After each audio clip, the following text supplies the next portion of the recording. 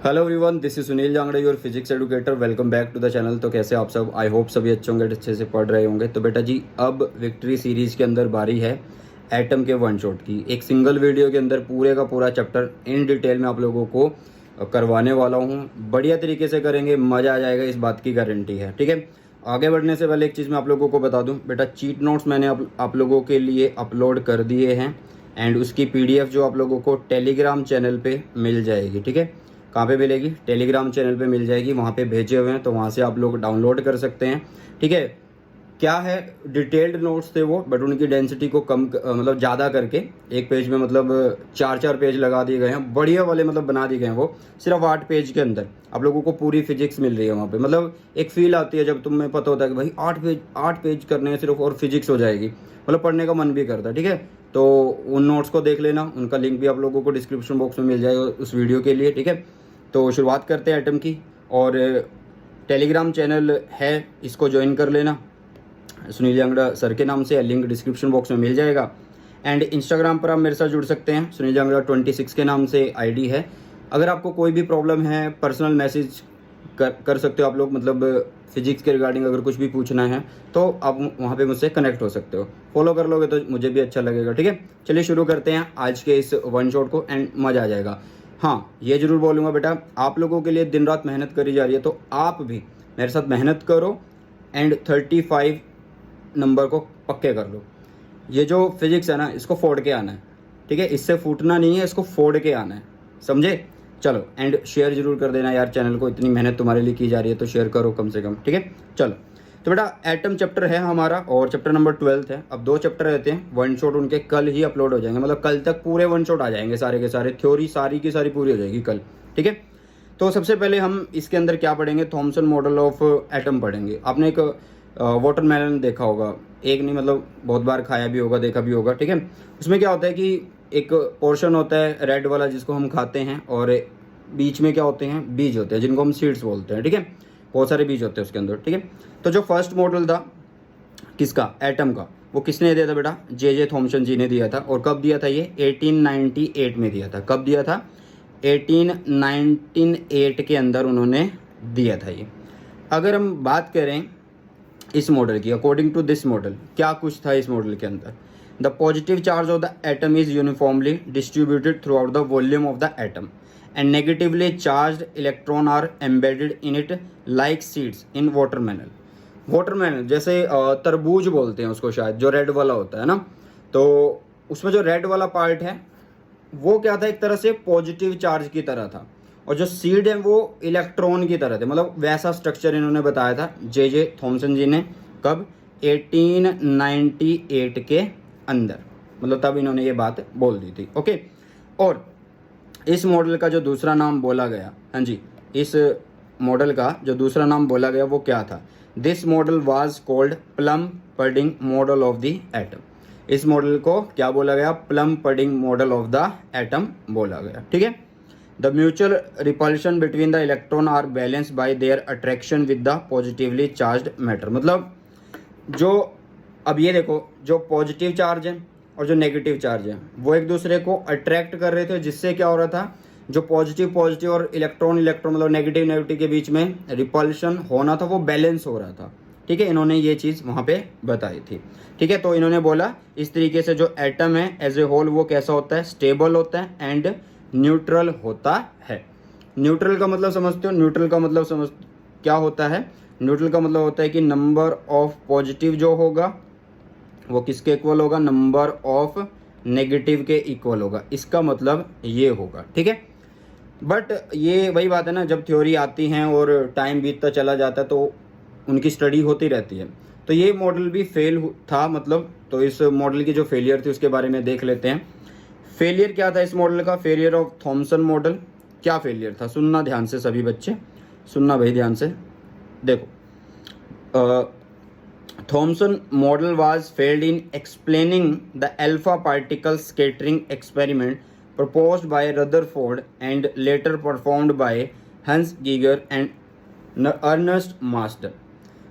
देखो, इस मॉडल के बाद रदरफोर्ड का अल्फा पार्टिकल स्कैटरिंग एक्सपेरिमेंट हम देखेंगे। तो उसके अंदर जो एक्सपेरिमेंट हुआ था, मतलब उसके अकॉर्डिंग ये जो स्ट्रक्चर था बिल्कुल फेल था, मतलब ये जो थ्योरी थी ये बिल्कुल फेल थी।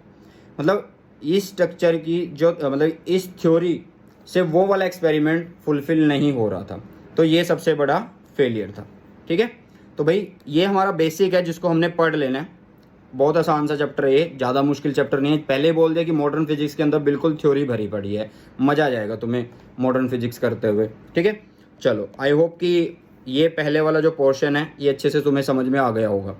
नेक्स्ट अगर हम बात करें अल्फा पार्टिकल स्कैटरिंग एक्सपेरिमेंट की, PYQ क्यों लिखा हुआ है, क्योंकि ये बहुत बार आया है। ठीक है, बहुत बार आया है ये क्वेश्चन। तो इसमें देखो NCERT का डायग्राम यूज़ करे गए हैं।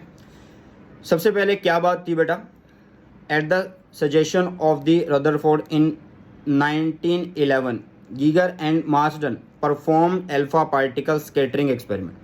बात सुनो, अल्फा पार्टिकल स्कैटरिंग एक्सपेरिमेंट जो परफॉर्म किया था वो ये दो बंदे थे, लेकिन जिन्होंने सजेस्ट किया बताया उसके बारे में वो कौन थे, रदरफोर्ड जी थे।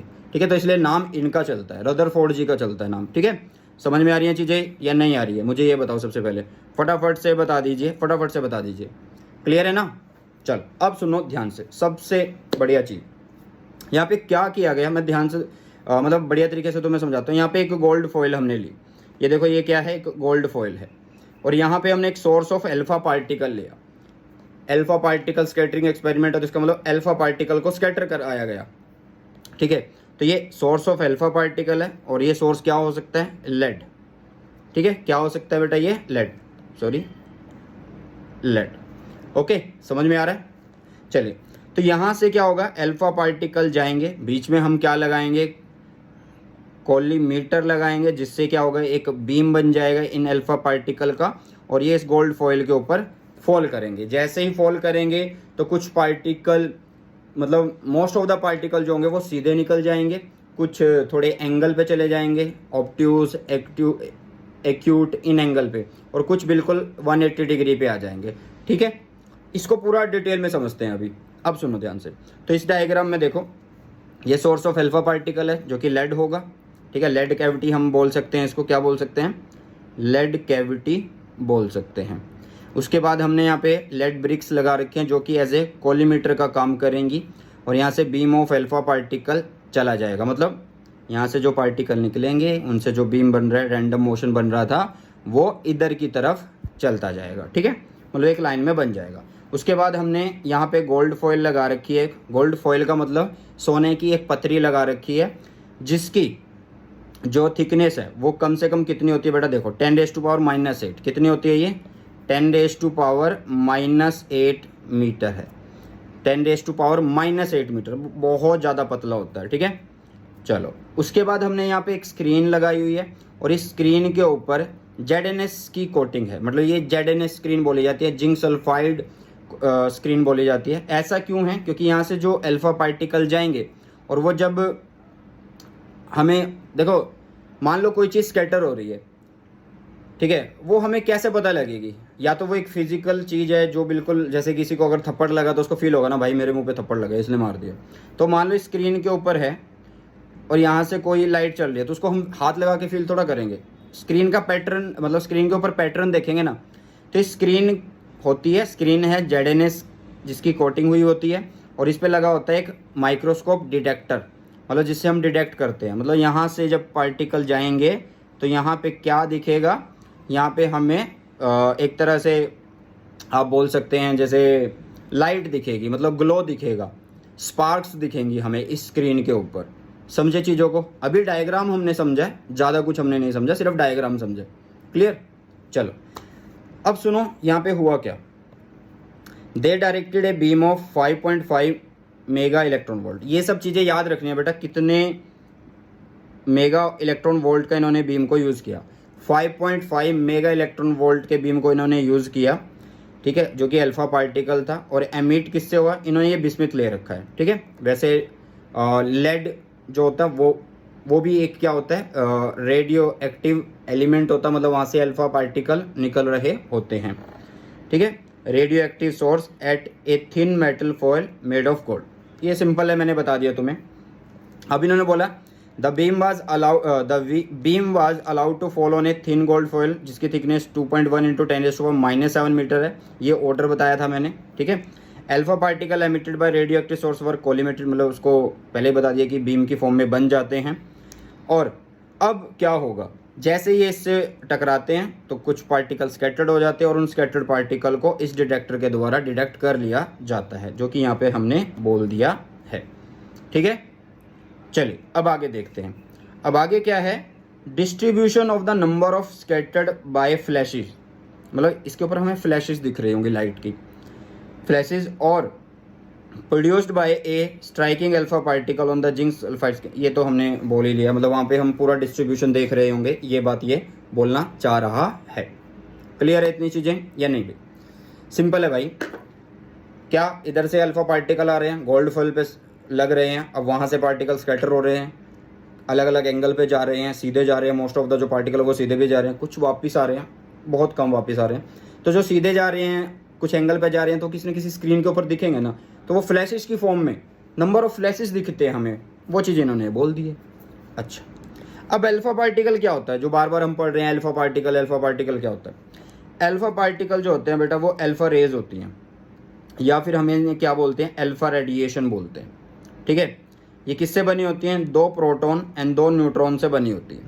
किससे? 2 प्रोटॉन एंड 2 न्यूट्रॉन से बनी होती है, ठीक है। ओके, समझ में आ रहा है? 2 प्रोटॉन एंड 2 न्यूट्रॉन से, और ये बाउंड होते हैं together into a particle identical to a helium 4 nucleus, ठीक है। मतलब 2 प्रोटॉन और 2 आप लोगों के पास क्या है यहाँ पे, न्यूट्रॉन है, तो 4 हीलियम 4 की फॉर्म में ये इकट्ठे होते हैं। They are generally produce in the process of alpha decay, या फिर आप रेडियो एक्टिविटी जब समझोगे नेक्स्ट चैप्टर के अंदर, ठीक है। रेडियो एक्टिविटी में होता क्या है कि मैं आप लोगों को बता देता हूँ। रेडियो एक्टिविटी के अंदर कहता है कि जो हैवी एलिमेंट होते हैं वो अनस्टेबल हो जाते हैं, और अनस्टेबल होके वो अपने आप को स्टेबल करने के लिए मतलब छोटे छोटे पार्ट्स में डिवाइड हो जाते हैं, डिसइंटीग्रेट हो जाते हैं। तो वहाँ पे 3 तरह की रे निकलती है, अल्फ़ा, बीटा एंड गामा, मतलब 3 तरह का डीके होता है, alpha decay, beta decay and gamma decay होता है। ओके, सो ये था प्रोसेस। मतलब अभी तक हमने क्या समझा कि जो आपका रे हैं अल्फ़ा पार्टिकल की, वो अलग अलग डायरेक्शन में, और मोस्ट ऑफ द पार्टिकल सीधे जा रहे हैं, स्कैटर्ड हो रहे हैं, ये हमने समझा, ठीक है। तो यहाँ से ऑब्जर्वेशंस क्या मिली हमें, मतलब रिजल्ट क्या मिला, मेन चीज़ ये है कि रिजल्ट क्या मिला भाई। तो हमने देखा कि जो मोस्ट ऑफ द पार्टिकल हैं वो क्या कर रहे हैं, पास through the gold foil without any deflection. This shows that the most of the space in an atom is empty, ठीक है।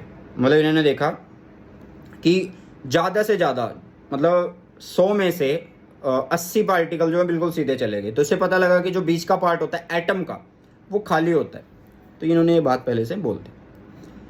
आगे देखो इन्होंने क्या बोला, few alpha particle got scattered deflecting at various angle from 0 to pi. This show that atom has a small positively charged core called nucleus at center of atom. इन्होंने बोला कि भाई जो अल्फा पार्टिकल है वो अलग अलग एंगल पे स्कैटर्ड हो गए, कोई 0 पे हुआ, कोई 30 पे हो गया, कोई 45 पे, कोई 60 पे, कोई 90 पे, कोई 120 पे, कोई 130 पे, ऐसे चलता गया 140 150, ठीक है। ऐसे हुआ। ये ऐसा क्यों हो रहा था? क्योंकि देखो भाई, ये ऐसा इसलिए हुआ कि अल्फा पार्टिकल जो होते हैं ना, अल्फा पार्टिकल, उन पे तो हमें पता ही है कि कौन सा चार्ज होता है भाई, पॉजिटिव चार्ज होता है। अब कोई चीज़ जो पॉजिटिव चार्ज और वो डिफ्लेक्ट हो जाए, अपने रास्ते से मुड़ जाए, तो उसका मतलब क्या है कि उन्हें बीच में कुछ ना कुछ एक ऐसी चीज़ मिल रही है जो उन्हीं की तरह सेम है, उन्हीं की तरह सेम इन द सेंस कि उनके ऊपर भी सेम चार्ज होगा। तो इन्होंने बोला कि सेंटर में, ध्यान दो, इसका मतलब सेंटर में क्या है, एक पार्ट है जिसको हम क्या बोलते हैं, न्यूक्लियस बोलते हैं, जिसको हम क्या बोलते हैं, न्यूक्लियस बोलते हैं। ओके, समझ में आया? Which deflect the positively charge alpha particle at different angles depending on their distance from centre of nucleus. Clear है इतना? Depending on their distance from the centre of the nucleus, मतलब nucleus के centre से मतलब nucleus के centre से, और वो अल्फा पार्टिकल कितनी दूरी तक आ रहा है उसके हिसाब से वो उतने एंगल पे डिफ्लेक्ट हो जाते हैं। ठीक है, समझ में आया। चलो अब इन्होंने तीसरे पॉइंट में क्या बोला, तीसरे पॉइंट में इन्होंने ये बोला भाई साहब ने, फिर मैं भाई साहब बोल देता हूँ, बट बहुत बड़े साइंटिस्ट थे तो रिस्पेक्ट करनी चाहिए भाई। वेरी फ्यू अल्फा पार्टिकल, मतलब कुछ 1 in 8000, मतलब 8000 अगर पार्टिकल हैं, 8000 में से एक particle suffers deflection of 180 degree. This shows that size of nucleus is very small. यह दर्शाता है कि जो साइज है न्यूक्लियस को वो बहुत ज़्यादा स्मॉल है। ठीक है, nearly 1/8000 times the size of the atom. मतलब अगर न्यूक्लियस का साइज की बात करें तो वो होता है क्या, 1/8000 इंटू में size of atom. Size of atom ये होता है बेटा। समझ में आया या नहीं आया, मुझे ये बताओ। तो आई होप कि अभी तक जितनी चीज़ मैंने तुम्हें बताई हैं, स्ट्रक्चर बताया एटम का जो थॉमसन जी का पहला मॉडल था, ठीक है, फिर हमने अल्फा पार्टिकल स्कैटरिंग एक्सपेरिमेंट की बात कर ली, और फिर हमने बात करी उनकी ऑब्जर्वेशन एंड रिजल्ट की। अब कुछ और इंपॉर्टेंट चीज़ों की हम बात करने वाले हैं, सुनिएगा ध्यान से। देखो भाई, रदरफोर्ड अल्फा स्कैटरिंग फॉर्मूला याद करना है, कोई भी डेरिवेशन नहीं है कोर्स के अंदर, बट स्टिल आप लोगों को मतलब ये देखना होता है कि किस पे न्यूमेरिकल करना है, मतलब किस पे कॉन्सेप्चुअल क्वेश्चन आ रहा है। तो इस टॉपिक के ऊपर पिछले 2-3 साल से न्यूमेरिकल आ रहा है 2 मार्क का। कितने नंबर का आ रहा है? 2 मार्क का न्यूमेरिकल आ रहा है इसके ऊपर। ठीक है, तो आप लोगों को ये ग्राफ, ठीक है, और ये फॉर्मूला रट लेना है। किस किस का ग्राफ है ये? Number of alpha particle scattered, कि कितने अल्फा पार्टिकल स्कैटर्ड हो रहे हैं पर यूनिट एरिया। ठीक है, मतलब जो गोल्ड फॉइल ली ना उसके पर यूनिट एरिया से कितने अल्फा पार्टिकल स्कैटर हो रहे हैं। ठीक है, उनको हमें यहाँ पे एक ग्राफ की फॉर्म में दिखाना है।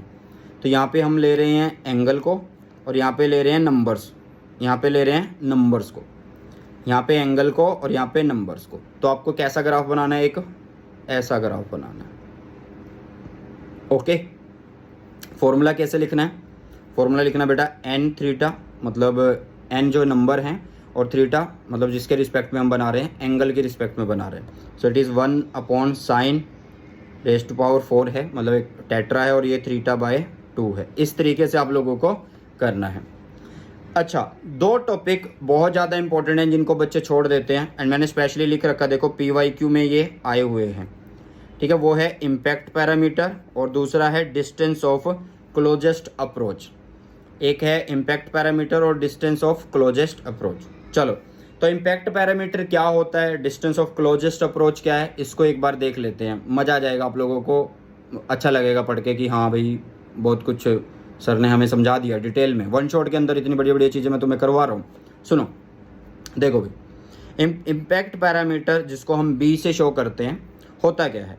It is defined as the perpendicular distance of the initial velocity vector of the alpha particle from the center of the nucleus when the particle is far away from the nucleus of the atom। नहीं समझ में आया? सुनिए ध्यान से।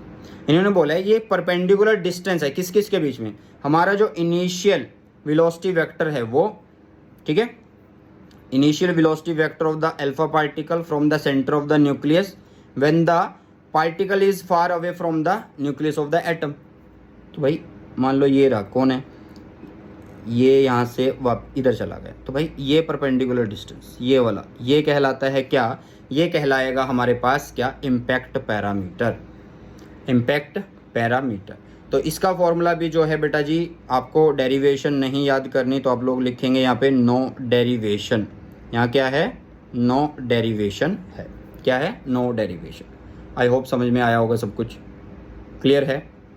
बताइए भी, जल्दी से बताइए, क्योंकि मतलब तुम्हारे लिए प्रिपरेशन ये हो रही है, ठीक है। और मैं बार बार बोल रहा हूँ बेटा, मेहनत चल रही है आप लोगों के लिए, आप भी मेहनत करो मेरे साथ, एंड थोड़ा सा सपोर्ट करो, थोड़ा सा शेयर करते रहो चैनल को सभी के साथ, ठीक है।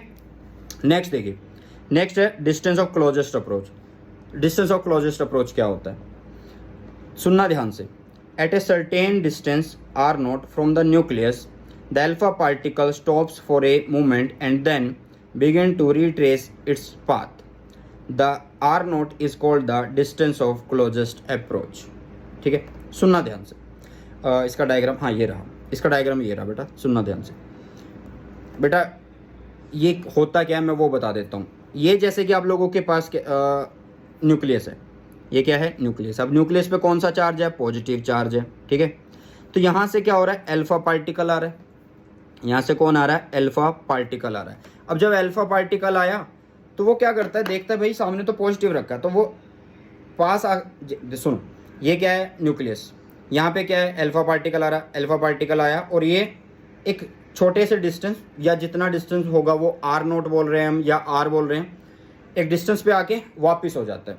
फॉर एग्जांपल मैं समझा देता हूँ आप लोगों को, ये क्या है, न्यूक्लियस है, ये कौन है भाई, ये न्यूक्लियस है।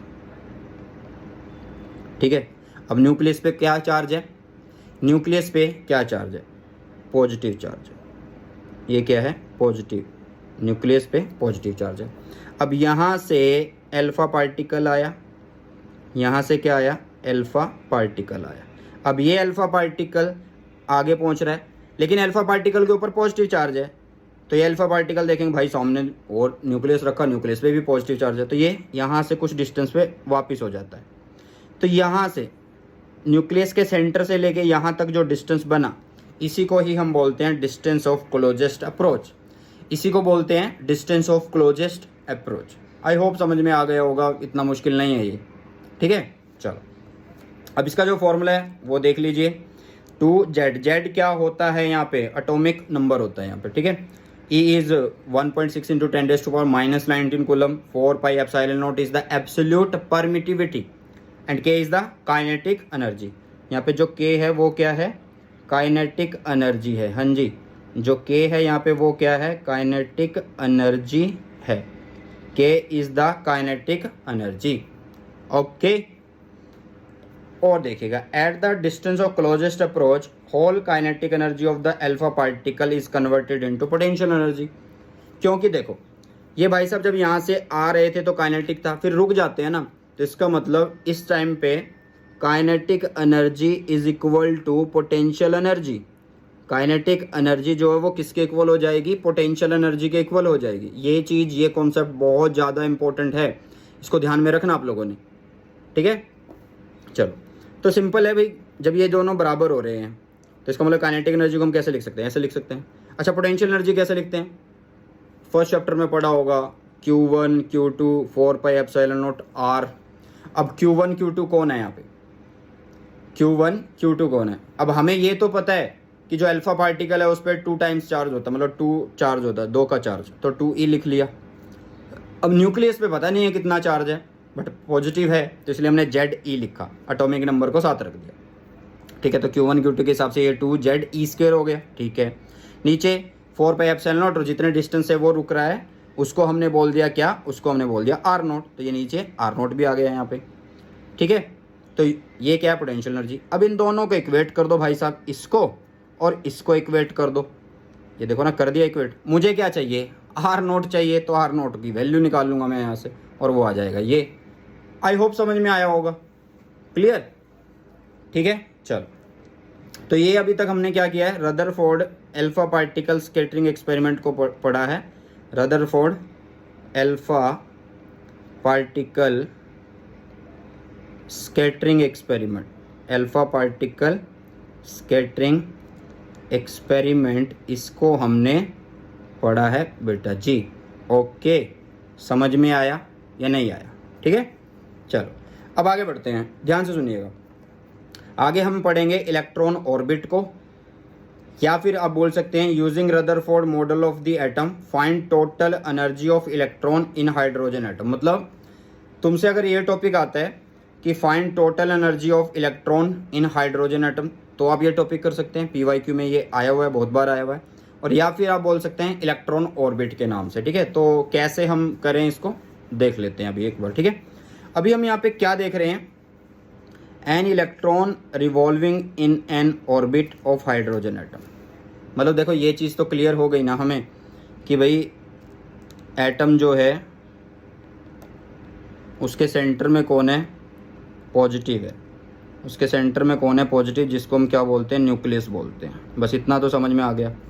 अब अल्फा इधर से जा रहे हैं जो कि पॉजिटिव हैं, तो इधर मूव कर रहे हैं, तो इसका मतलब यहाँ पे नेगेटिव हो सकता है। अभी हमने क्लियर नहीं किया है क्योंकि जो थ्योरीज पढ़ रहे हैं उनके अकॉर्डिंग ही हम बोलेंगे ना, और उनके अकॉर्डिंग हमने ये बात अभी बोली नहीं है, ठीक है। तो अभी हमने हाइड्रोजन एटम लिया। हाइड्रोजन एटम के अंदर क्या होता है भाई, ये न्यूक्लियस और एक इलेक्ट्रॉन चारों ओर चक्कर लगा रहा होता है, ये बात होती है, ठीक है। तो वही बात हमने बोल दी। An electron revolving in an orbit of hydrogen atom has both kinetic energy and electrostatic potential energy. The electrostatic force of attraction F E between the, सीधा मैं बताता हूँ तुम्हें भाई, ये कौन है, कौन है भाई, ये न्यूक्लियस है। हाइड्रोजन है तो इस पता लग रहा है कि यहाँ पे जेड की वैल्यू 1 ही होगी और यहाँ पे ई होगा। इनके बीच में कोई ना कोई एक डिस्टेंस हम बोल देते हैं जिसको हम आर बोल देंगे। तो जब ये चक्कर लगा रहा है चारों ओर, जब ये चक्कर लगा रहा है चारों ओर, तो इसका मतलब क्या है, इसका मतलब ये है कि यहाँ पर दो फोर्स है, एक इलेक्ट्रोस्टैटिक फोर्स है और दूसरी कौन सी हो सकती है भाई, सेंट्रीपिटल फोर्स हो सकती है। तो F E and F C को हम यहाँ पे इक्वल करेंगे। तो एफ ई को कैसे लिखते हैं, चार्ज का मल्टीप्लाई हो जाएगा नीचे 4 pi epsilon naught r square, और F C is the m v square by r. तो यहाँ से हम निकाल लेंगे आर। जैसे ही हम आर निकाल रहे हैं मुझे मिल रहा है ये, इतनी चीज़ तो समझ में आ गई। तो ये एक तरह से क्या आ गया, रिलेशन आ गया किस किस के बीच में, ऑर्बिट के radius and the electron velocity के बीच में। ऑर्बिट का रेडियस कैसे है, क्योंकि वहाँ तक इलेक्ट्रॉन घूम रहे हैं ना, वहाँ तक इलेक्ट्रॉन घूम रहे हैं, ठीक है। चलो अब आगे काइनेटिक एनर्जी के लिए देख लेते हैं। द काइनेटिक एनर्जी के and the electrostatic potential energy you of the electron in hydrogen atom, वो क्या होगी भाई, काइनेटिक एनर्जी सबको पता है, हाफ एम वी स्क्वायर होगी। हाफ एम लिख दिया, वी का स्क्वायर कैसे लिखे, अरे भाई यहाँ से वी का स्क्वायर निकाल लो या एम वी स्क्वायर निकाल लो पूरा। देखो ना, ये जो रिलेशन है आप लोगों के पास, इससे क्या निकाल लो, एम वी स्क्वायर निकाल लो, एम वी स्क्वायर। तो यहाँ से पूरी आ जाएगी ना, तो क्या बनेगी 4 पाई एप्सिलॉन नॉट आर, नीचे बन जाएगा ई का स्क्वायर। बस वो मैंने यहाँ पे पुट कर दिया, तो यहाँ से मेरे पास काइनेटिक एनर्जी की रिलेशन आ गई, ठीक है। चलो अब U कैसे लिखे, हाँ जी U कैसे लिखे, U का मतलब क्या होता है, देखो अभी हम U करके आए थे जो कि क्या था, Q1 Q2 upon 4 pi epsilon naught r था। तो Q1 Q2 कौन है भाई, इलेक्ट्रॉन पे चार्ज, साथ में न्यूक्लियस पे चार्ज जो कि प्लस है, तो वो E और E स्क्वायर हुआ। बट यहाँ पे माइनस क्यों लग रहा वो भी मैं बताऊंगा तुम्हें। नीचे 4 पाई एप्सिलॉन नॉट का R, तो वही बन गया ये। नेगेटिव साइन क्या शो कर रहा है, negative sign indicates that the electrostatic force is in the negative R direction.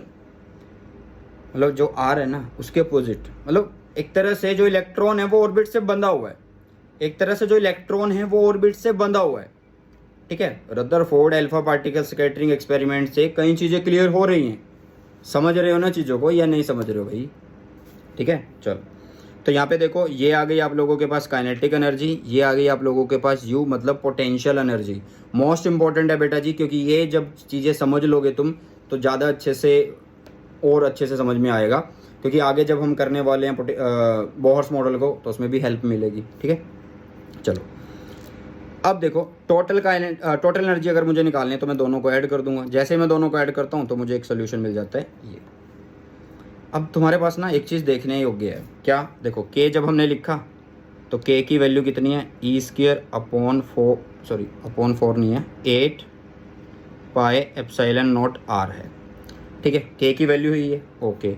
और U की वैल्यू कितनी है, वो है minus e square upon 4 pi epsilon naught are.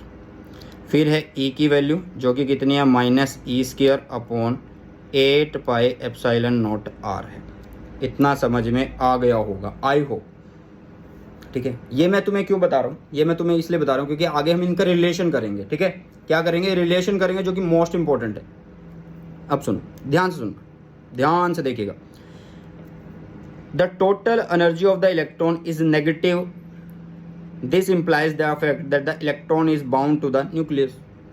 Simple है, पहले भी बोल चुका हूँ मैं पोटेंशियल एनर्जी के अंदर, ठीक है।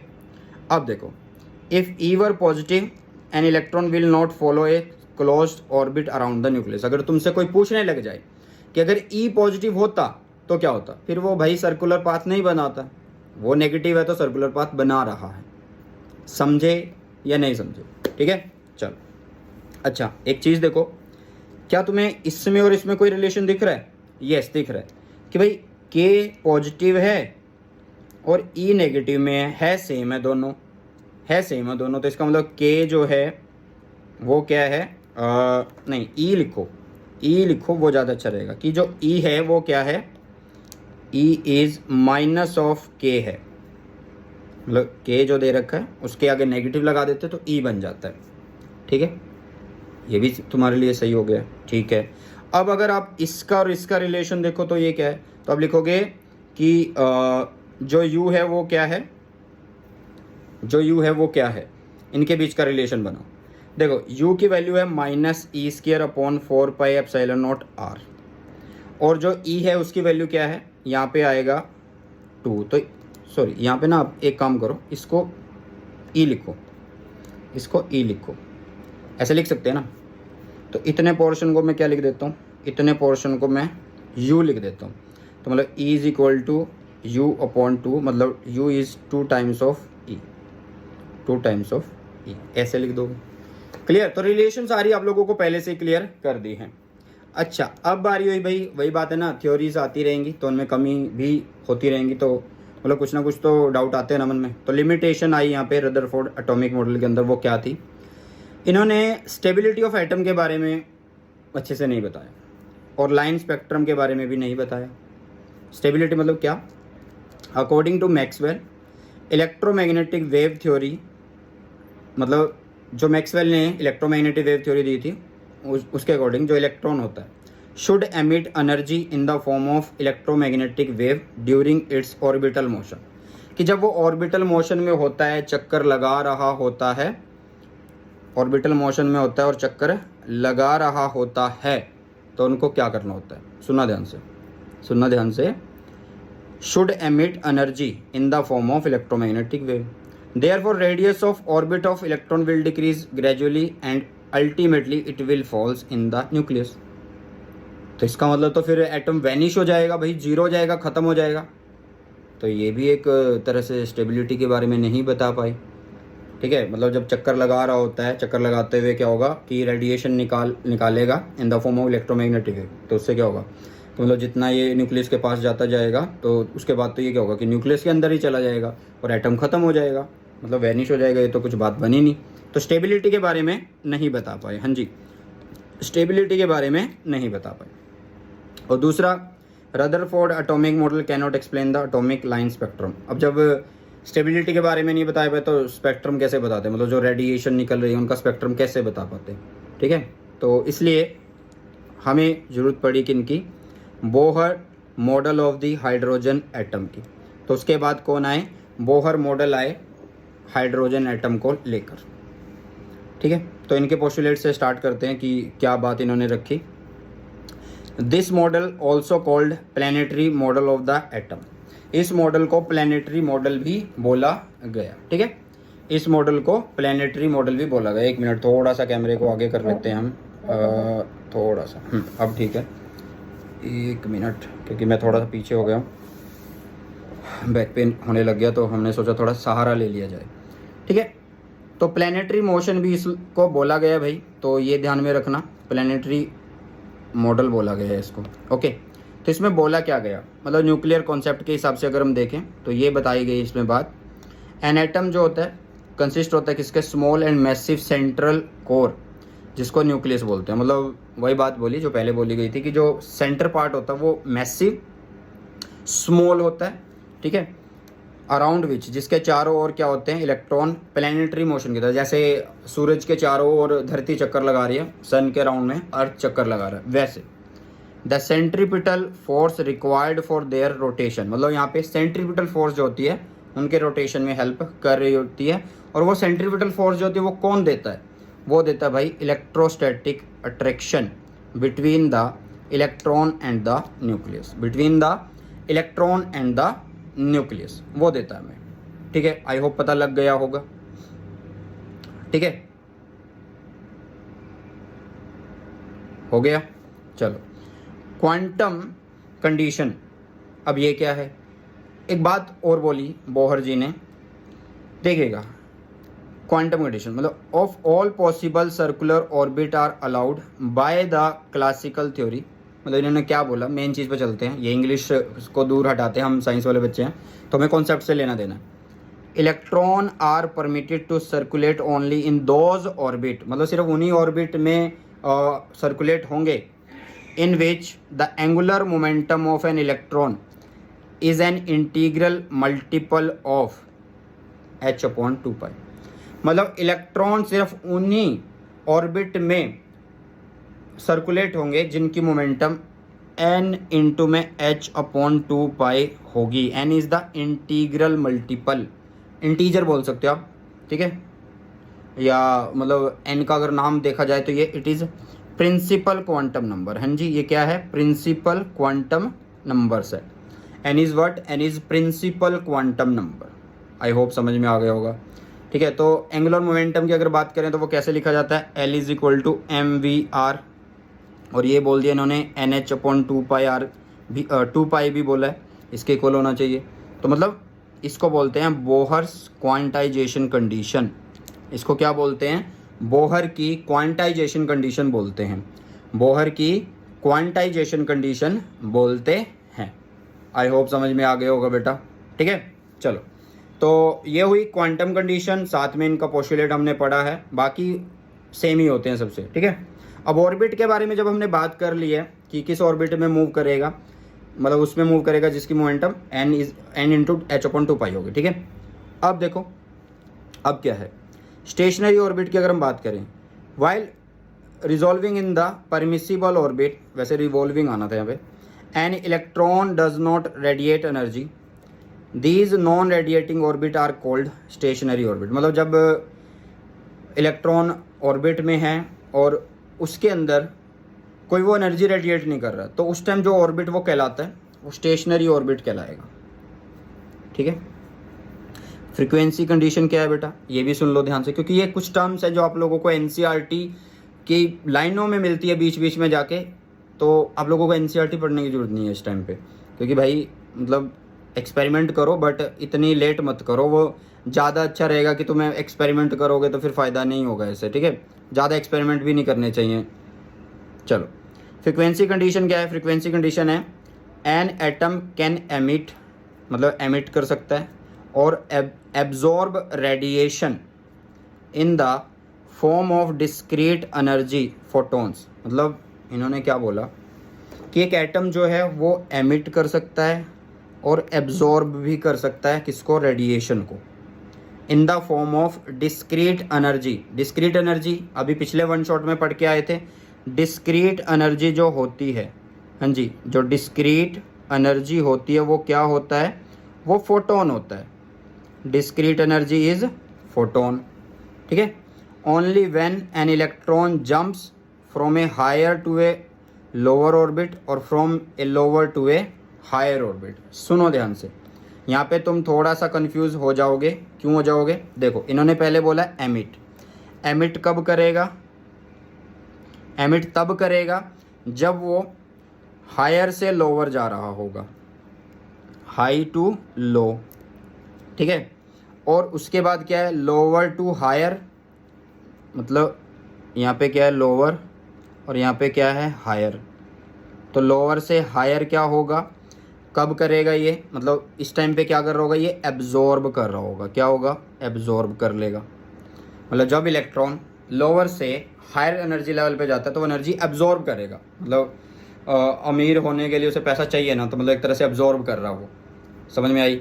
लेकिन एमिट मतलब दे रहा है तो वो लो लेवल पे जाएगा। मतलब मेरे पास बहुत सारे पैसे, अगर मैं दान देना शुरू कर दूँ, मतलब पैसे कम होते जाएंगे, तो हाई टू लो बोल सकते हो आप लोग। ठीक है, चलो, तो जो कंडीशन होते हैं फ्रीक्वेंसी की, मतलब वो किस तरीके से गिवन होती है, तो हम लिखेंगे E is equal to e initial minus final. चाहे आप कहीं पर भी हो, इनिशियल माइनस फाइनल हम लिख रहे होंगे।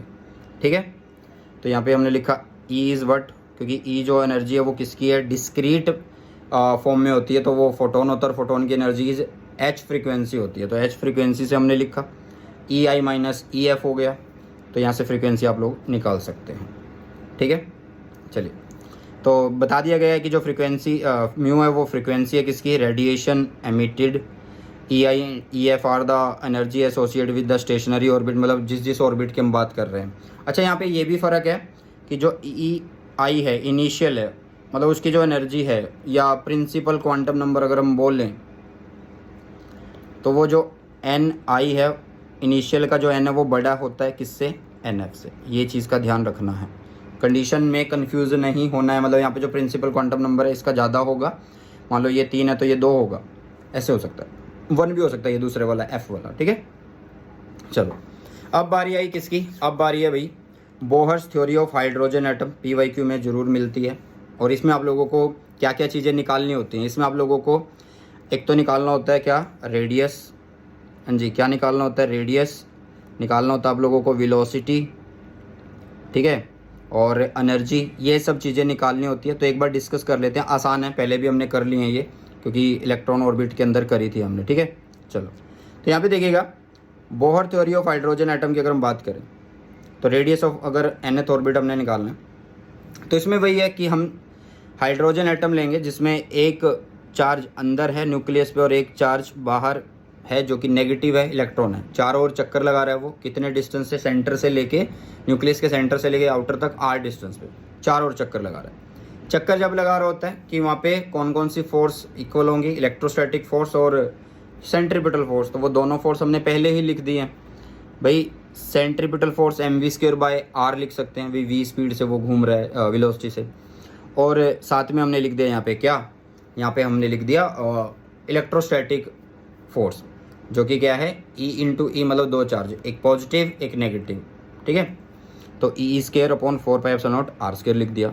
तो यहाँ से हमने एक रिलेशन बना लिया जो कि क्या है, mv², और ये आ गया, मतलब यहाँ से इस r को इस r से कट कर दिया और ये बन चुका है।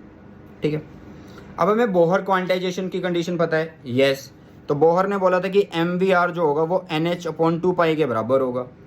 अब यहाँ पे हमें v² है, तो क्यों ना v की वैल्यू निकाल ले भाई। तो यहाँ से हमने v की वैल्यू निकाली और इस v की वैल्यू को यहाँ पे पुट किया। जैसे हमने यहाँ पे पुट किया तो हमारे पास r की वैल्यू ईजिली आ जाएगी। हमारे पास किसकी वैल्यू आ जाएगी बेटा, r की वैल्यू ईजिली आ जाएगी। और इस तरीके से आप किसकी वैल्यू निकाल लोगे, r की वैल्यू निकाल लोगे, जो कि बहुत बढ़िया और आसान तरीका है। अब यहाँ से हमें एक चीज़ सीखने को मिल रही है कि जो हमें ये r मिल रहा है वो कुछ इस तरीके से, r n² principal quantum number, h² ε0/πme² है ये। तो यहाँ से अगर मैं h प्लैंक्स कांस्टेंट और एप्सिलॉन नॉट मतलब absolute permittivity, pi mass of electron, ठीक है, और ई चार्ज की वैल्यू, अगर इन सब की वैल्यू पुट कर दूँ ना तो वो कितना बनेगा, वो बनेगा बेटा 0.529 angstrom. And angstrom is what, 1 angstrom is equal to 10⁻⁻10 metre होगा। कितना होगा, 10⁻⁻10 मीटर होगा। आई होप समझ में आ गया होगा इतना। ठीक है, तो अगर मैं इसको लगा दूं तो ये एक तरह से क्या है, ये एक कांस्टेंट हो गया है। ये क्या हो गया, एक तरह से कांस्टेंट है। मतलब अगर मुझसे कोई पूछे कि मतलब पहला जो ऑर्बिट होता है, मतलब n = 1, वहाँ पे रेडियस की वैल्यू, तो आप लिखोगे 0.529 आंगस्ट्रॉम लिख दोगे। कितना लिख दोगे, 0.529 आंगस्ट्रॉम लिख दोगे बेटा। ठीक है, इतना समझ में आया या नहीं आया?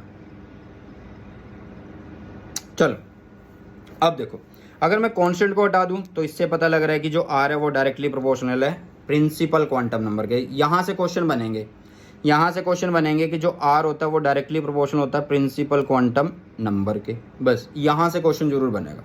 ओके, चलो ये हो गया आप लोगों के पास रेडियस का।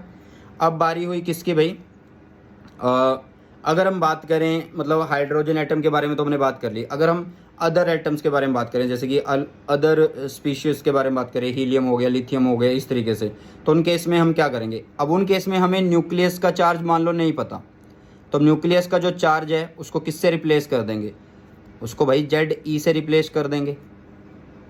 ZE से रिप्लेस करेंगे ना, तो इसका मतलब यहाँ पे देखो ध्यान से सुनना, यहाँ पे जो हमने ई लिखा है साथ में जेड ई आ जाता।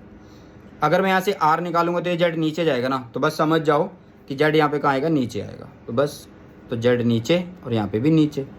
समझ में आया? बाकी स्पीसीज के लिए भी। चलो अब आगे बात करते हैं किसकी, स्पीड की। Speed of electron in nth orbit of hydrogen atom के बारे में अगर मैं बात करूं, मतलब जो स्पीड है इलेक्ट्रॉन की ऑर्बिट के अंदर वो कितनी होगी, उसके बारे में अगर मैं बात कर लूं तो वो ज़्यादा सही रहेगा। देखो, from Bohr's quantization condition, MVR जो होता है वो किसके इक्वल होता है, NH/2π होता है। अगर मैं यहाँ से V निकालूं तो वो होगा NH/2π R लिख देंगे। MV तो लिखेंगे, एक मिनट, MVR है, NH/2π है।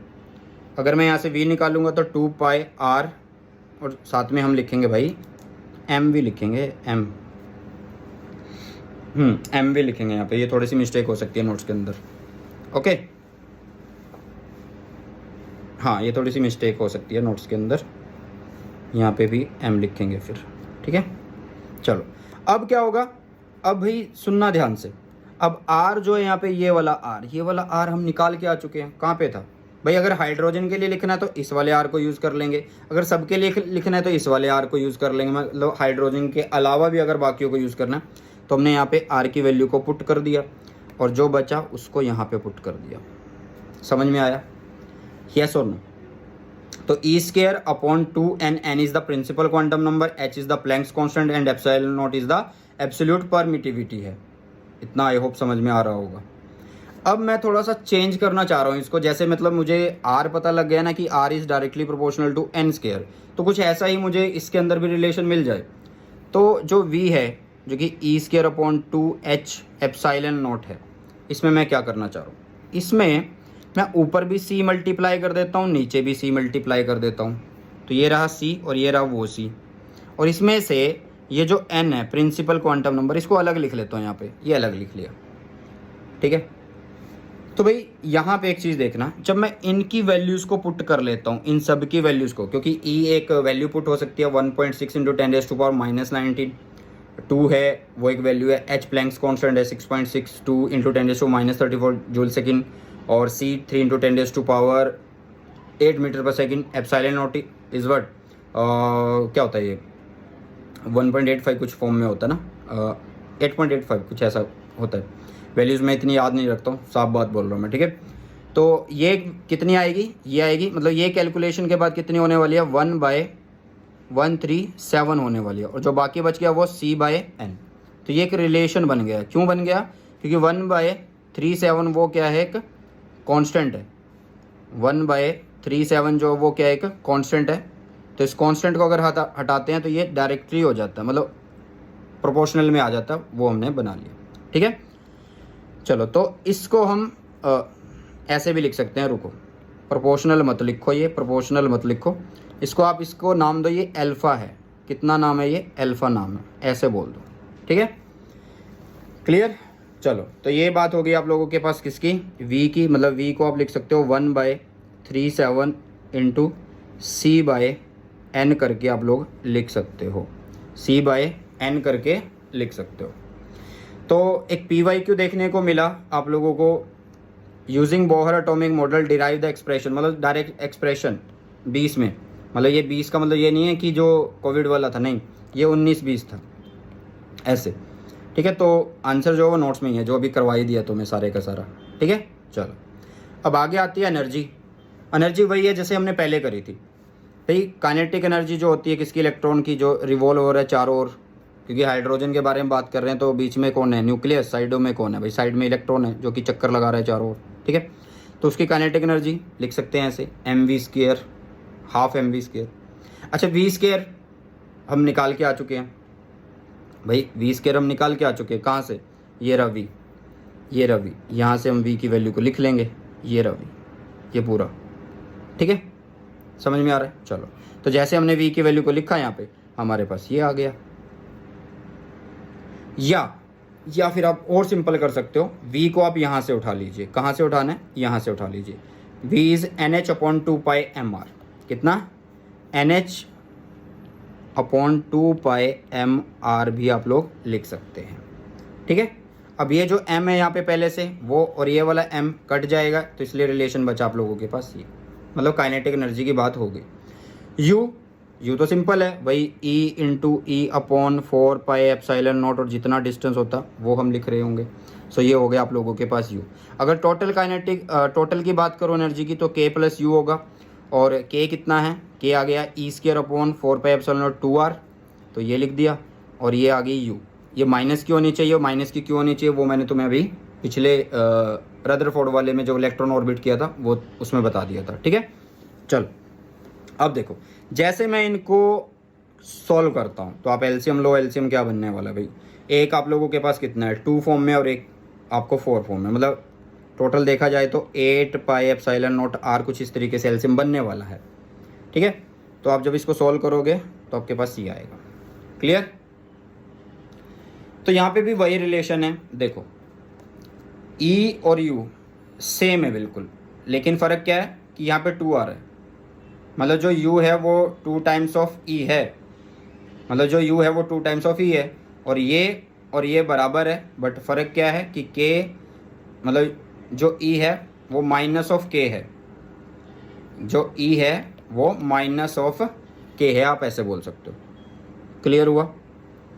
ठीक है। चलो अच्छा, इसको अगर आप फर्दर सॉल्व करना चाहते हो इस इक्वेशन को, मतलब अगर इसको आप थोड़ा सा और सॉल्व करना चाहते हो तो आप क्या कर सकते हो? आप ये जो r दिया हुआ है, ये r जो दिया हुआ है, ये रेडियस दिया हुआ है। ठीक है। तो इस रेडियस के अंदर वैल्यू पुट कर दो पूरी रेडियस की, जो कि ये रही है हमारे पास। कौन सी है? ये वाली है भाई, ये वाली n² h² ε0 अपॉन πme²। ये वाली वैल्यू को कहाँ पे पुट करो? आप यहाँ पे पुट करो। तो जैसे यहाँ पे पुट करते हो तो आप लोगों के पास रिलेशन आता है ये। ठीक है। जैसे ये रिलेशन आएगा तो आप इसमें मास की, इलेक्ट्रॉन की 8ε0 n² h²। n² की वैल्यू तो देखो हम नहीं लिख सकते, क्योंकि n की जो वैल्यू है वो है 1 2 3 4 5 6 7 इस तरीके से है। ठीक है। 1 2 3 4 5 6 7 इस तरीके से है। ठीक है। तो ये क्या है? एक प्रिंसिपल क्वांटम नंबर है। ये कौन है भाई? प्रिंसिपल क्वांटम नंबर है, प्रिंसिपल क्वांटम नंबर। ठीक है। चलो, तो ये हो गया प्रिंसिपल क्वांटम नंबर। मान ली तुम्हारी बात भाई। जब आप बाकी सारी चीज़ की वैल्यू को पुट कर देते हो, इन सब की वैल्यू को जब आप लोग पुट कर देते हो ये वैल्यूज़ को, तो हमारे पास रिलेशन आ जाती है -13.6 अपॉन में n² है, और साथ में इलेक्ट्रॉन वोल्ट आता है। इलेक्ट्रॉन वोल्ट का मतलब जब हम इसको सॉल्व करेंगे ना, तो हमारे पास ये एक वैल्यू आ रही होगी, और इस पूरी वैल्यू को हम EV लिख सकते हैं। 1 इलेक्ट्रॉन वोल्ट की जो वैल्यू होती है वो ये होती है। ठीक है। तो अभी तुम्हें क्या पता लग गया है कि जो एनर्जी है वो कितनी है? वो है -13.6 इलेक्ट्रॉन वोल्ट, नीचे n का स्क्वायर है। नीचे क्या है? n का स्क्वायर है। ये देखो, आप यहाँ से समझ में आ गया होगा। आई होप समझ में आ गया होगा सब कुछ। क्लियर? चलो, अब लगभग चैप्टर ख़त्म होने वाला है। थोड़ा सा ही टाइम है इसके अंदर, मतलब इतना मुश्किल नहीं है, ये थ्योरी पोर्शन ही है। सिर्फ छोटी सी एक डेरिवेशन होती है, उसको ही खींचते रहते हैं हम। ठीक है। चलो, तो कुछ इंपॉर्टेंट चीज़ें हमें यहाँ से पता लग रही हैं, जैसे कि नेगेटिव साइन यहाँ पे आ रहा है। तो ये नेगेटिव साइन क्या दर्शाता है, हमें क्या शो करता है वो देख लेते हैं। Negative sign of energy of electron indicate that the electron and nucleus together form a bound system, मतलब वो एक दूसरे से जुड़े होते हैं। ठीक है। Electron is bound to the nucleus. Energy of electron in its orbits varies inversely with negative of n²। मतलब जो प्रिंसिपल क्वांटम नंबर है ना, उसके हिसाब से जो एनर्जी है वो बदलती रहती है। ठीक है। मतलब जैसे जैसे n की वैल्यू इंक्रीज़ होगी, जैसे जैसे n की वैल्यू इंक्रीज़ होगी, मतलब वैसे वैसे ही आप लोगों के पास जो एनर्जी है वो भी इंक्रीज़ होगी। इस तरीके से आप लोग बोल सकते हैं। ठीक है। तो एक आप लोगों को PYQ दिया हुआ है यहाँ पे, सिंपल है। Ground state of hydrogen atom, its Bohr radius is given as this. The atom is excited such that the radius become 1.2 into 10⁻⁻11 metre. Find the value of principal quantum number, total energy और उसके excited state में. तो भाई हमें ये relation, मैंने पहले बोला था इस रिलेशन के ऊपर क्वेश्चन आएगा. तो r directly proportional n square दिया हुआ है, तो वो ग्राउंड स्टेट में है, ठीक है, और उसका रेडियस दे दिया, ठीक है. ग्राउंड स्टेट मतलब n इज इक्वल टू 1 बोल सकते हैं. तो यहाँ पे n इज इक्वल टू 1 हो गया नीचे, क्योंकि r डायरेक्टली प्रोपोर्शनल n है ना, तो n का स्क्वायर 1, मतलब n की वैल्यू 1 है तो 1 का स्क्वायर, और उसका रेडियस उस टाइम पे ये है. और फिर उसको एक्साइट कर दिया है तो रेडियस इतना है, बट प्रिंसिपल क्वांटम नंबर नहीं पता है, तो ये बन गया हमारे पास. दोनों को डिवाइड कर दिया. समझो भाई, पहले तो ग्राउंड स्टेट है तो n r का स्क्वायर, और यहाँ पे रेडियस लिख देंगे. रेडियस कितना, 5.3 इंटू 10⁻⁻11. दूसरा क्या है कि एक्साइट हो गया, प्रिंसिपल क्वांटम नंबर पता नहीं है लेकिन रेडियस पता है, 2.1 इंटू 10⁻⁻11. तो दोनों को डिवाइड ही तो करना है. डिवाइड करके n निकाल लेना, तो n की वैल्यू हो जाएगी कितनी, 2. अब वो तुमसे बोल रहा है टोटल एनर्जी. टोटल एनर्जी कैसे निकालेंगे? अरे भाई टोटल एनर्जी देखो, ये टोटल एनर्जी तो निकाल के आए हैं. जो भी n आया उसको स्क्वायर करके इससे डिवाइड कर देना, मतलब 13.6 को डिवाइड कर देना उससे, तो ये आ जाएगा आप लोगों के पास आंसर. ठीक है, चल अब आगे बढ़ते हैं. और लगभग 10-12 मिनट का और वन शॉट रहता है हमारा. हाँ, और उसके बाद ये ख़त्म. सुनो अब ध्यान से. The line spectra of the hydrogen atom, the line spectra of the hydrogen atom, ये टॉपिक का नाम है. हाइड्रोजन स्पेक्ट्रम भी इसको बोलते हैं. देखो, अगर ई आई एंड ई एफ जो है वो एनर्जी हैं किसकी, इलेक्ट्रॉन की, अलग अलग ऑर्बिट जो हमने बता दिए हैं, और इनके लिए n i and n f भी दिए हुए हैं. मतलब मान लो एक प्रिंसिपल क्वांटम नंबर है एन आई, तो उसके लिए एनर्जी है ई आई, और एन एफ दिया हुआ है तो उसके लिए एनर्जी है ई एफ. और ये बात भी बोल दिया कि जो एन आई है वो बड़ा है किससे, एन एफ से. मतलब प्रिंसिपल क्वांटम नंबर एन आई का बड़ा है और एन एफ का छोटा है. ठीक है.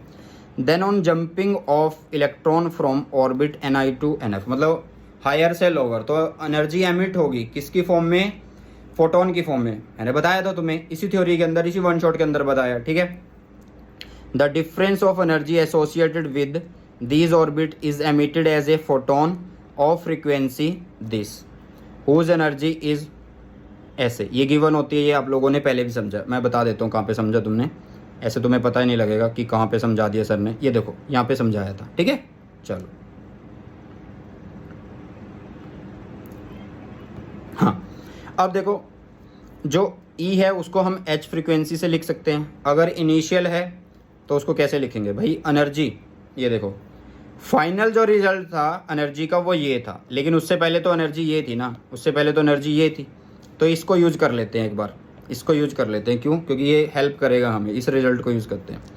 तो इस रिजल्ट को जब हमने यूज़ किया तो वही रिजल्ट -ME4 8 एप्सिलॉन नॉट का n का स्क्वायर था वहाँ पे, बट हमें अब ni लिखना होगा क्योंकि हम ni मान रहे हैं ना, तो इसलिए ni का स्क्वायर h स्क्वायर. यहाँ पे जो माइनस था वो, और साथ में यहाँ पे इसके साथ जो माइनस आएगा वो, उसकी वजह से यहाँ पे बन गया प्लस.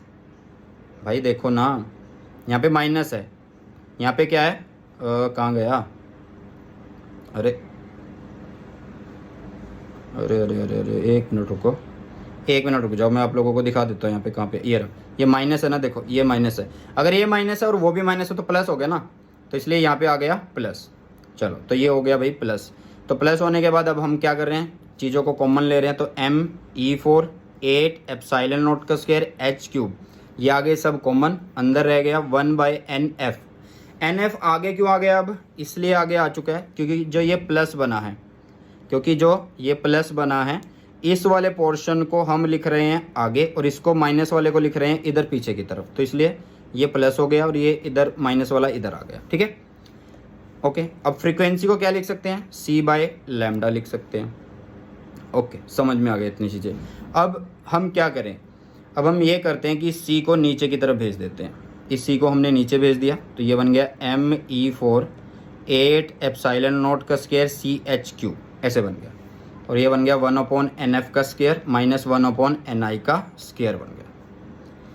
अब सुनो ध्यान से कि ये जो पोर्शन है, ये इतना पोर्शन जो हमने लिखा है ये वाला, ये सारे का सारा हमने बोला कि ये क्या बन गया, ME4 अपॉन 8 एप्सिलॉन नॉट का स्क्वायर और CH3, ये बन गया RH. RH is what, it is the रेडबर्ग्स constant. हाँ जी, ये क्या है? रेडबर्ग्स कांस्टेंट है। और इसकी वैल्यू अगर हम लिखें तो इसकी वैल्यू होती है 1.097 इंटू 10⁻⁷ मीटर इनवर्स होती है। तो यहाँ से रिलेशन हमें किसका मिल रहा है? हमें तो लाइन स्पेक्ट्रम निकालना था। लाइन स्पेक्ट्रम का मतलब कि जो स्पेक्ट्रम निकल रही है उनके नंबर्स निकाल रहे हैं हम यहाँ पे, ठीक है। तो it is the wave number. क्या निकाल रहे हैं? Wave number. मतलब 1/λ is what? It is the wave number. And 1/λ को हम फ्रीक्वेंसी बार से भी लिखते हैं। किससे लिखते हैं? फ्रीक्वेंसी बार से भी लिखते हैं। और आप इस रिलेशन को याद कर लेना, इम्पोर्टेंट फॉर्मूला है ये। क्या है? इम्पोर्टेंट फॉर्मूला है। चलो ओके, चलो अब बात हुई भाई, जो ये स्पेक्ट्रा निकलेगा, जो ये spectral series of hydrogen atom है, मतलब जो ये स्पेक्ट्रा निकल रहा है, तो ये क्या होगा कि अब जैसे कोई कहीं से जंप कर रहा होगा इलेक्ट्रॉन, मतलब कोई 2 नंबर से 1 पे जा रहा होगा, कोई 3 से सीधा 1 पे जा रहा है, या कोई 5 से आ रहा है, मतलब अलग अलग होगा ना ऐसे। मतलब स्पेक्ट्रम जो होंगे वो अलग अलग रेंज के होंगे। तो इसलिए हमने यहाँ पे एक सीरीज मिलेगी, ठीक है। सुनना ध्यान से। When the electron in a hydrogen jump from higher energy level to lower energy level, the difference of energy of 2 energy level is emitted as a radiation. मतलब जब भी हाई से लो आएंगे तो रेडिएशन निकलेंगी, और रेडिएशन निकलेंगी तो स्पेक्ट्रम निकलेगा, और वो अलग अलग होगा, अलग अलग वेवलेंथ के होंगे, और जब भी वो जिस लेवल से जंप कर रहे होंगे, ठीक है। तो डिफरेंट वेवलेंथ ऑब्टेन हो रही हैं, तो उनके लिए हमें एक सीरीज मिलती है। वो सीरीज क्या है? देखो फॉर्मूला वही है जो पहले हम करके आए हैं, फॉर्मूला बिल्कुल वही का वही है। वही क्या? 1/λ, यहाँ पे RH, और यहाँ पे क्या? 1/NF का स्क्वायर माइनस 1/NI का स्क्वायर। ये हम ऐसे लिखेंगे। अब मैं यहाँ पे तुम्हें एक ट्रिक समझाता हूँ। ट्रिक क्या है? यहाँ पे पेज ऐड कर लेते हैं एक। ये रहा, लो भाई पानी भी पियो। एक ट्रिक है ये। देखो मैं ऐसा क्यों बोल रहा हूँ? देखो लो का मतलब है, इसका जो L है वो लाइमन सीरीज, ये बाल्मर इज B, मतलब ये बाल्मर सीरीज, और ये देखो पाश्चन, तो यहाँ पे क्या है? P पाश्चन, और फिर B है तो ब्रैकेट, और फी जो है वो P फंड। समझ में आया? तो ये क्या है? ट्रिक है। ये क्या है? एक ट्रिक बना ली हमने। लो भाई पानी भी पियो, लो भाई पानी भी पियो। आई होप समझ में आ गया होगा, ठीक है। तो इस तरीके से आप लोग कर सकते हैं। अच्छा, क्वेश्चन इसके ऊपर कैसा आता है? मोस्ट इंपॉर्टेंट क्वेश्चन आता है किन चीज़ों पे? देखो फॉर्मूला तो आप लोगों को पता ही है। लाइमन सीरीज में क्या होगा कि जो आपका NF होगा, मतलब जो फाइनल होगा, जिस पे आप हिट कर रहे होंगे, जिस पे जा रहे होंगे, उसके लिए NF की वैल्यू 1 होगी, और NI जो इनिशियल जहाँ से आप जंप कर रहे होंगे 2, 3, 4, 5, 6 ऐसे होगी वो, ठीक है। तो देखो ये लिख रखी है मैंने।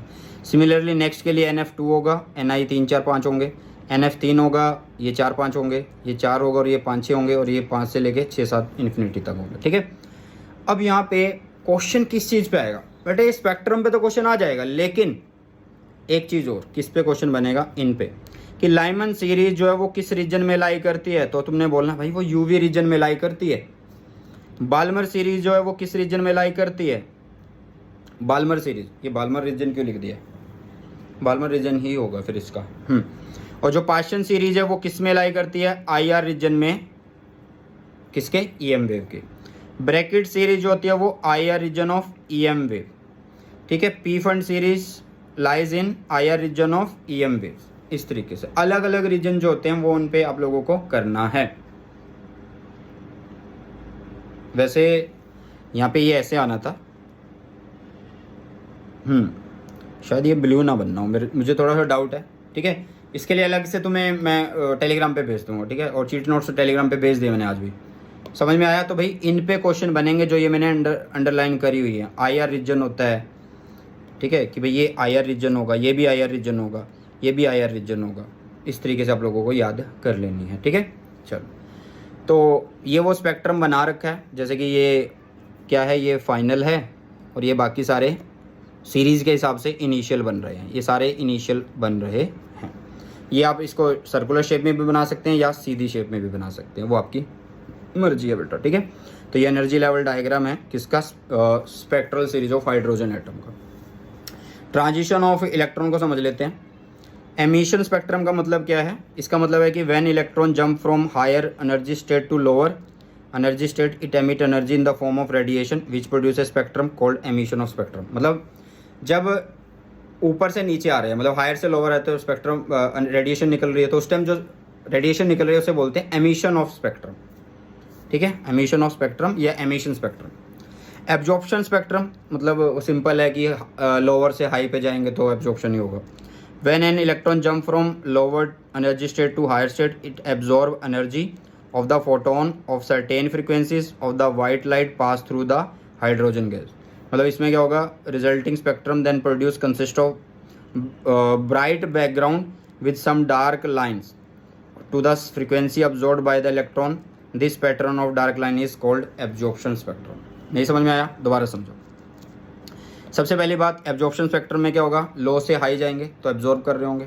ठीक है, इसका मतलब ये है कि जो स्पेक्ट्रम प्रोड्यूस होगा कंसिस्ट ऑफ ब्राइट बैकग्राउंड। अब जो बैकग्राउंड है ना इसमें वो ब्राइट होगा विद सम डार्क लाइंस, मतलब वाइट के ऊपर कुछ डार्क लाइंस होंगी, वाइट के ऊपर कुछ डार्क लाइंस की फॉर्म में होगा। ठीक है, dark lines corresponding to the frequency absorbed by electron. This pattern of dark line is called absorption spectrum. ठीक है, उसमें उल्टा होता है ऊपर वाले में। चलो, तो ये था हमारा वन शॉट। किससे रिलेटेड बेटा? एटम से रिलेटेड।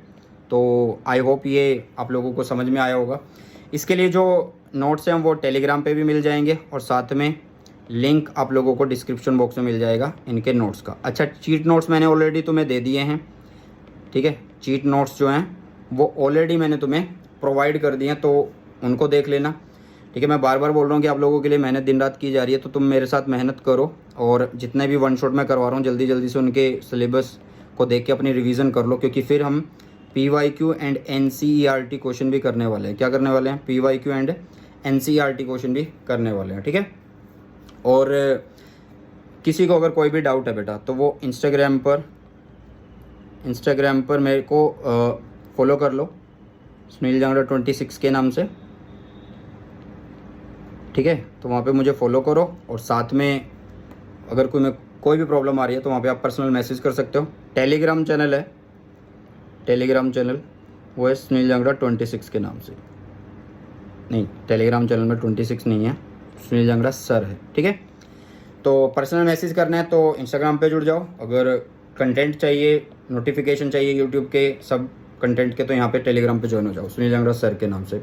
और आगे CUET सबकी प्रिपरेशन करने के लिए, नीट की प्रिपरेशन करने के लिए भी हमारे इस चैनल को सब्सक्राइब कर लीजिए। ठीक है, आई होप ये सेशन आप लोगों को अच्छा लगा। अगर अच्छा लगा तो अपने सभी फ्रेंड्स के साथ शेयर जरूर करिए। सो बाय, टेक केयर, जय हिंद, वंदे मातरम। मिलते हैं जल्दी से नई वीडियो में।